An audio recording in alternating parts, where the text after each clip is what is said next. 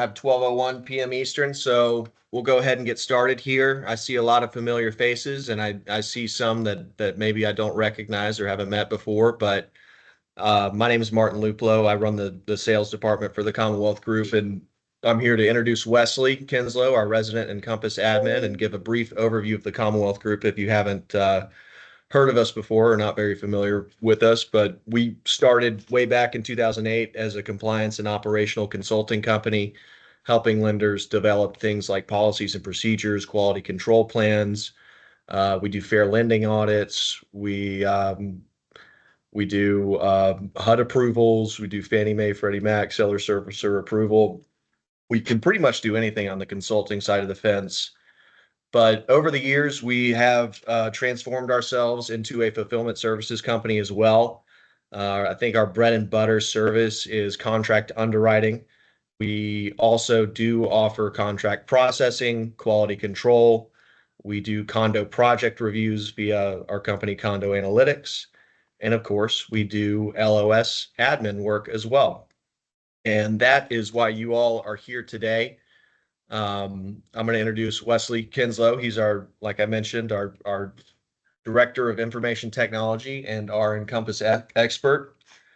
Got a little piece here on Wesley. So Wesley Kinslow is a certified Encompass administrator and has been certified by Ellie Mae as a partner expert. Wesley is well known for strategic mortgage industry planning, risk consultation, knowledge of loan origination systems, banking systems, and general information technology. He's partnered with dozens of lenders across the United States to help them achieve their operational and technical goals. So I know one of the common topics that we talk with lenders about is Encompass system slowness. And right now is a great time of the year to kind of get all your ducks in a row and get your system as efficient as it possibly can be for what we all hope to be a nice little spike in volume as we round the year off and kind of get next year kicked off. So with that, Wesley, I'll let you take it from here, and I'll monitor the chat box for any questions that pop up along the way. Perfect. Well, welcome everybody. Today we're going to be talking about Encompass system performance, an incredibly interesting topic. I'm sure everybody here is chomping at the bit to learn more about that. But seriously, it is something that affects everyone who uses Encompass. It's depending on your network speeds, the performance of your personal computers, lots of different factors go into that, and we're just going to review as much of that as we can today without going too hyper technical. A lot of this is going to be deferring to your IT department. I don't know if there are any IT professionals here from any departments. Usually we get a lot of people on the ops side. But the recording and the slides from this will be provided on request if you need that. So you can coordinate with your IT groups and get with them to review some of these things. So overall today, we're going to be reviewing actually assessing system performance. We're going to go into the very surface detail level review of that. Specifically e-folder performance, because that's something that people complain about a lot.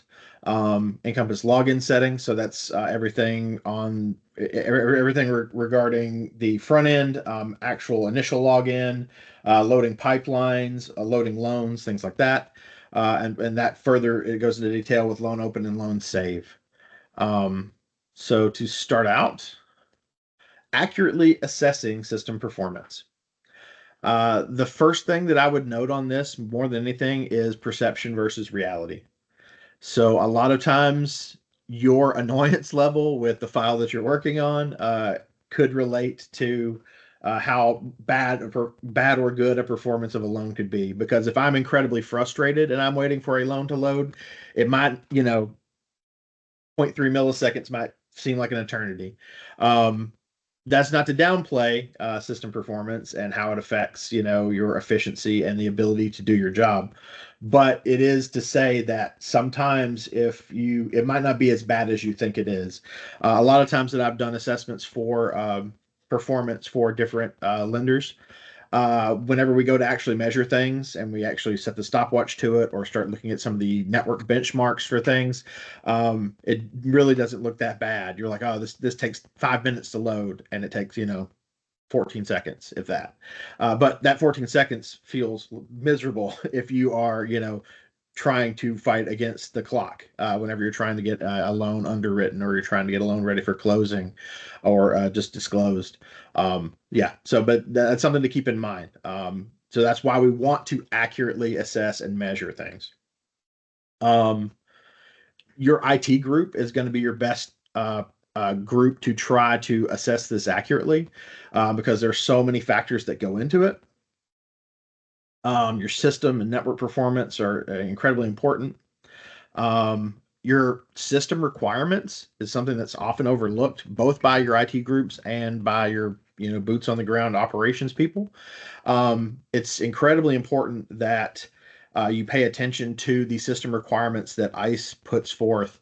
Every year they assess this and put out benchmarks that say, hey, here are the bare minimums that you need to run Encompass effectively on your workstations. A lot of people will like, hey, okay, well, that's good. We've got the bare minimums on everything. Bare minimums means it'll run well enough, but it's not going to give you optimal efficiency. A lot of places have hardware that's vastly outdated. They may have networks that are unregulated, or in most cases, I know with the Commonwealth group, we are a lot of remote workers. So we're dealing with a lot of we're dealing with a lot of home Wi-Fi situations, and that makes the situation that much worse. So it can be definitely a challenge for different IT groups to work through the system requirements, make sure that they meet the benchmarks to get things done. So outside of just the general system requirements that you would need for assessing Encompass, another thing is using Encompass's resources that they have built in, and general IT knowledge to try and assess these things. If you have a Premier account, most people don't, but a lot of people that do have a Premier account with ICE, there's something called Beacon that you can use. It's basically like a tool that will go through and hard assess every aspect of your of each workstation and how it's being affected by both network, system performance, etc. But most people don't have access to that because most people aren't paying for a Premier account. So in that case, you'd have to go to the old school ways, going through and doing a ping test on a command line, or a tracer, things like that. Encompass also has a built-in performance meter. If this is the general file path, each one is going to be different, but if you wanted to try and navigate to that, it's in the UAC folder, LMA, Encompass 360. You can follow that. And there are knowledge base articles that kind of go into this more detail. I don't want to bog you all down with the specifics of that. But long story short, it can bring up and you have to do this on each workstation that is going to be affected. But it pulls up a little Encompass performance meter, and it kind of shows you where you are as far as network performance. Whenever I pulled this up, my network and the computers I work on are pretty high end. So as you can see, the benchmarking is doing really great on this. But you might pull this up on a workstation and it's terrible. These things are all in the red. And in that case, it's something you'd have to assess, especially in that case, the network performance of that particular workstation. Yeah. So reporting and the homepage can matter a lot. So the homepage, if you are whenever you load the homepage, if there are any custom modules on the homepage, if there are any sometimes if there's linking to certain web pages, there can be complications with that. Also, other customizations in general. So if you have something like a CRM, or if you have it could be like a product and pricing service, something that's highly integrated with Encompass. There are some Encompass partners that provide IT or API solutions that also load and affect the UI, the user interface of the LOS itself. So any of those things that log in and basically are not standard stock Encompass, could affect the ability for Encompass to run. So that's something to think of. I already alluded to it before, but Wi-Fi issues. If you are ever working from home or working remotely, hotel rooms, things like that, Wi-Fi is one of the biggest enemies of Encompass. And the reason for that is because Encompass is a database, and at its heart, it's a database of loans and loan data. Uh, Databases like consistency. And if you're on a Wi-Fi connection and your connection is interrupted even briefly, then that connection to that database is severed and it could compromise the data of that server. So Encompass has a lot of controls in place that will knock you out if you even have a split second of network interruption. So if at all possible, hardline connections are ideal. But yeah, Wi-Fi can affect not only the speed but also just the general performance and your ability to stay online whenever you are working in Encompass. Obviously, firewall and antivirus settings can be something that can impede the ability for Encompass to run, especially whenever it's running things like document preparation. So if you ever experience extreme system slowness when you are going to disclose a loan, it could be because there are firewall or usually it's going to be antivirus settings in that case, but firewall and antivirus settings can cause issues uploading to the e folder. It could cause issues generating documents from a Word document from a custom Word document in Encompass that you are converting for disclosures. So that's something you'd always want to review and check into.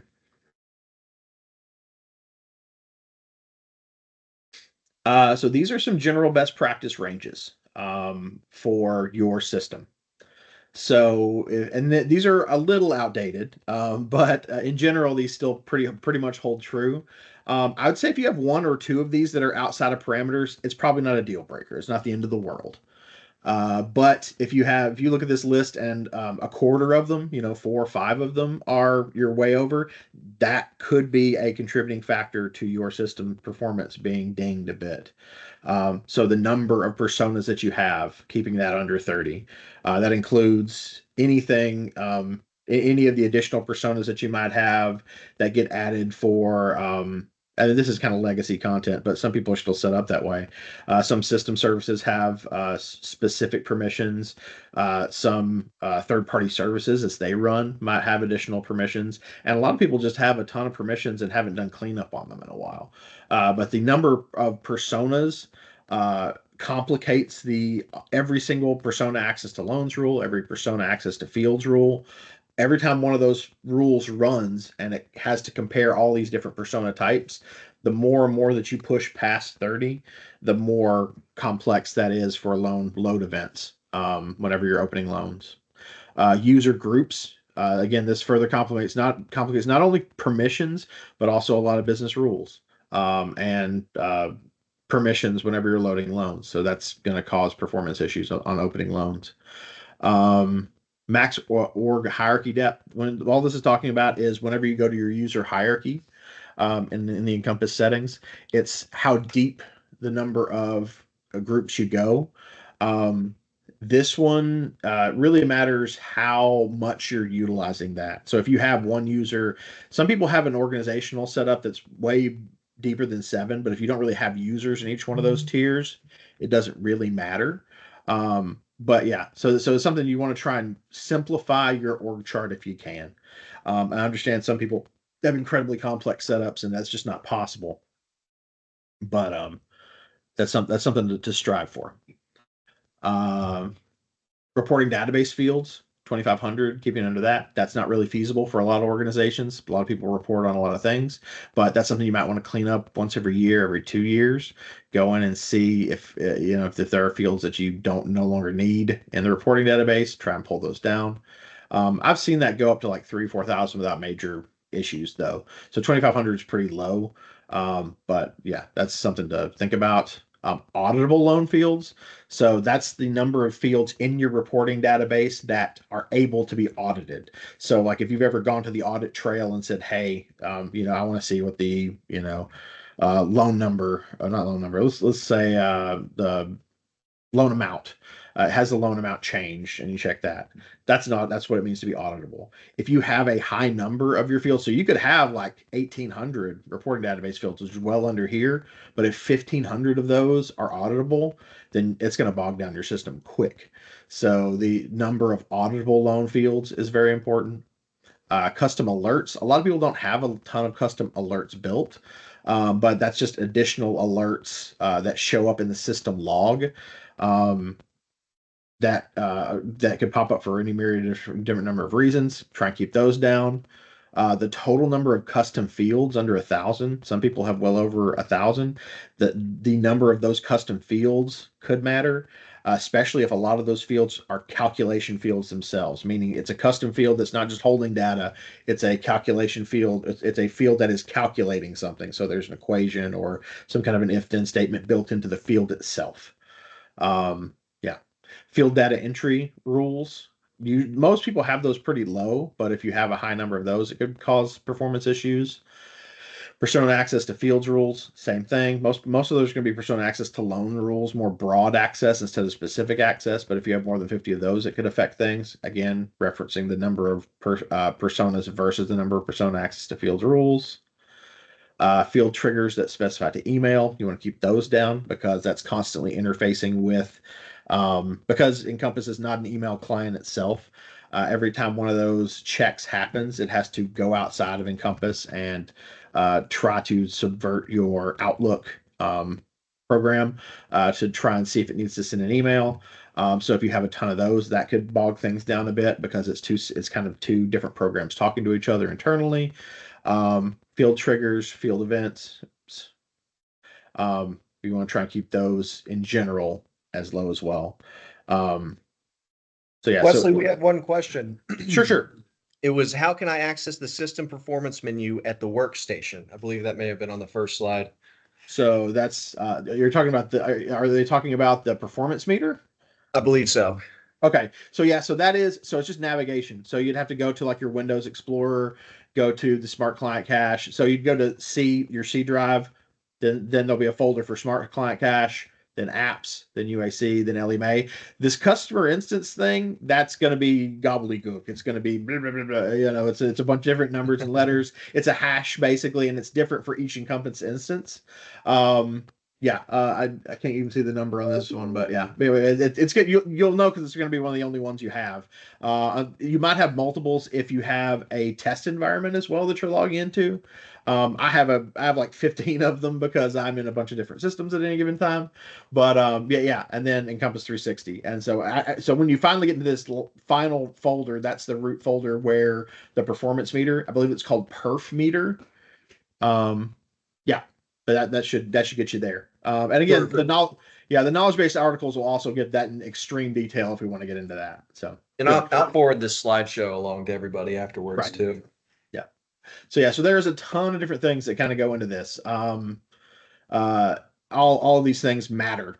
And usually it's not one thing that's bogging you down. It's usually a combination of 2, 3, 4, half of these things that aren't on their own bogging things down, but when you put them all together, the combination of it makes the problem, right? So this is kind of just going more into detail with business rules specifically. A lot of people have this huge chunk of business rules, and they might have 30 FHA specific trigger rules or 30 FHA, other, could be any of the rules, and it has the same conditions for each of those rules. Uh, a different condition for each of those rules or the same condition on it for each of those rules all the way down. And they have 15 different rules for it. So every time a loan tries to assess, hey, this is an FHA loan where something happens, it's going to fire those 15 rules. When in reality, you probably could have had one rule and all the different things happen within that. Having more rules is going to be less efficient overall than having fewer rules that are all tied to, a handful of conditions. So that'd be what was traditionally called overruling the system. So you're having too many rules in general, where you could just kind of consolidate them down into single rules. And that's something that, again, your experienced Encompass people, a lot of times writing business rules is one thing, but kind of getting into the minutia of making this more efficient is where things get lost. Yes, most people can, with a little bit of experience, can write a business rule, but writing them for efficiency and future proofing is tough. But yeah, that's something that could be practiced. E-folder performance. So the document resolution of your scans affects performance quite a bit. So when you are scanning those, if you are scanning documents in, or you're receiving documents from e-folder attachments, or from email attachments, the size of those documents matters quite a bit, because every single time that you put those into the e-folder, it's going to convert that document. And if you put a gigantic document in there, it's obviously going to affect that, which a lot of people don't consider. Network bandwidth and time of day. So if you are an early riser and you start working in Encompass, you'll notice the e-folder seems to work a lot better early in the morning than it does as other time zones starts coming online. That's just the nature of the internet. But a lot of people don't, they're like, oh, this is getting worse, and it's mainly because other time zones are coming online and starting to use that same network traffic. Sometimes you'll have e-folder performance because you have unsupported PDF converters. Now, what does that mean? So a lot of people don't even know this, but so you're supposed to have, whenever you download just Adobe, a PDF reader, Adobe Acrobat, um, it's usually the converter that's based with it, or that comes with Windows, or the one that installs whenever you install Encompass. One of those is supposed to be what you're supposed to be using. But some people may have, as a solution for what most people don't, not want to say most people, but a lot of people don't have access to a full Adobe suite, right? So some people will download adapters or plugins or converters of other PDF types that permanently embed themselves in the software of Adobe, and that causes issues. And that's really hard to diagnose sometimes. So you might have some issues with performance that are related to unsupported PDF converters. And then just generally your document conversion settings are super important. There are lots of different, I'm not going to go into the super details of that today, but it's something you definitely want to review, because if you have it to where it's double-edged sword with document conversion, because either you want to say, hey, whenever I first upload this, I want it to be a quick upload and an image conversion, and then so the upload's quick. But every single time I load the e-folder, there's a little bit of a drag. So especially if you get these big files with a ton of things in the e-folder, that can be a complication. So even though it's quick to upload on the front end, every single time it's reviewed, so your processors might be in heaven because, hey, that uploaded really quickly, that's amazing, but your underwriters might be miserable because every time they go to review things, it takes a while to load every single thing. And then there are other document conversion settings that might be the inverse of that. It might take much longer time to upload, which is annoying on that side. But when you review it later, because it's all been converted to images, it's a lot easier to review. It's faster to load on review. And you always have to choose one or the other. Yeah. Encompass login settings. So number of system sort resources for plugins and API. So SDK is getting phased out by next year, pretty much 1 year to the end of this month. So a lot of the problems with system performance with SDK is going away, because a lot of those legacy SDKs were some of the things that were causing a drag on a lot of systems. A lot of people had written SDK 10 years ago, 10 plus years ago. It still works, so why fix it? But it was causing some efficiency problems, and that's one of the number of reasons why ICE has decided to phase out SDK in favor of API. So an API is basically, just think of like the API and SDK are both external things that work and push data, pull data from Encompass, or cause other things to happen outside of Encompass. So obviously you can check a lot of the custom data objects, plugins and things that you have in your input form builder. So if you log into input form builder, there's a place where you can find those settings and see how much of those you have in place. Depending on the masking of those different things in input form builder, you might be able to review those. Depends on if that was written internally or externally. Um, but yeah, in either case with that, that's probably going to get into more complex things. You want to check with your IT group and and make sure that's good. Also, with any of those API or SDK things, you want to check with your IT group and make sure there are that the other systems in your lending organization aren't affecting things. So something that's maybe tied to your accounting platform or your core banking system. There could be things that are talking to each other that are causing system performances with your LOS. Yeah, anything that has to do with your pipeline, your reporting, or your dashboards are all tied to the reporting database, by the way. And the reporting database is something, if it's not maintained and if audit fields, all that, if that's out of sync, or if that's been overburdened with amount of data, that can cause system performance. So anytime that you have people reporting outside of the reporting database, that means if you are pulling a report and there's this little box at the very bottom that says, hey, I don't want to use the reporting database, I just want to pull a report. If someone's doing that, that's dragging the system down drastically, um, especially if that's a really complex report.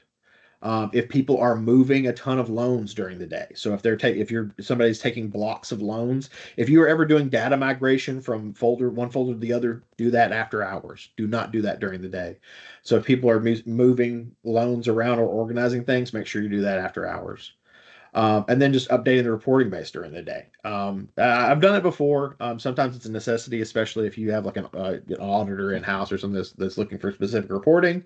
What can you do? But usually, if you have reporting database updates, you want to do those after hours. Do we have any questions or anything? Or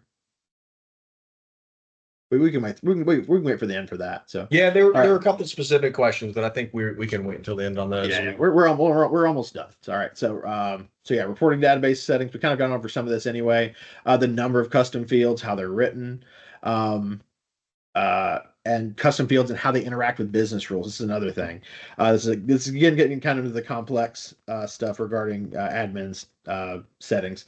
But if you have a large number of custom fields with calcs and they're also working within business rules like triggers, things like that, that can cause a complication. So because you have two layers of complication that are kind of feeding off of each other.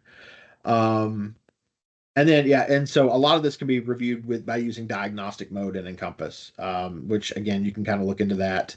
If anybody has any specifics regarding diagnostic mode, that's basically a setting that you can run while you're in Encompass that can kind of catch everything in the background that's happening, export it to a text document, and then you can like Control F to search through that to see if there are any kind of faults in some of the business rules. Because sometimes business rules being miswritten, even though they technically work, they might work with a complication or an inefficiency in the background, and enough of those can definitely bog a system down as well.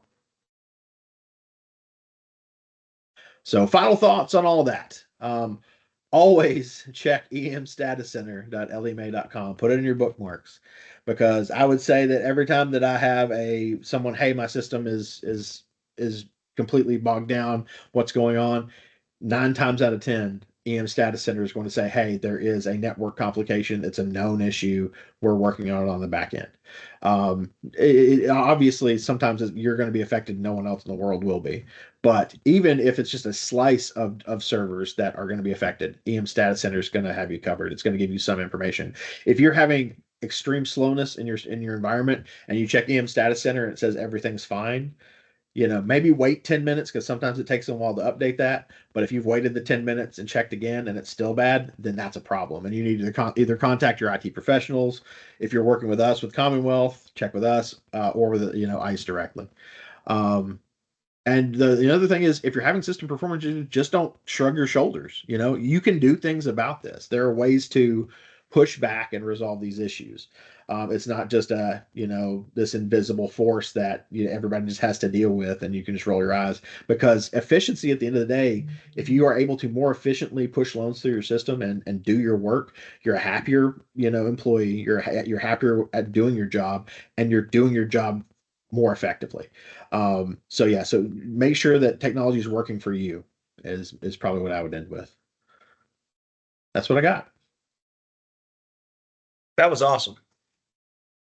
I appreciate it, Wesley. Yeah, no worries. Are Um, there? there was a question about how to figure out what your host URL is, but everybody in the chat kind of helped each other and we figured it Perfect. out. Okay. So that's awesome to see.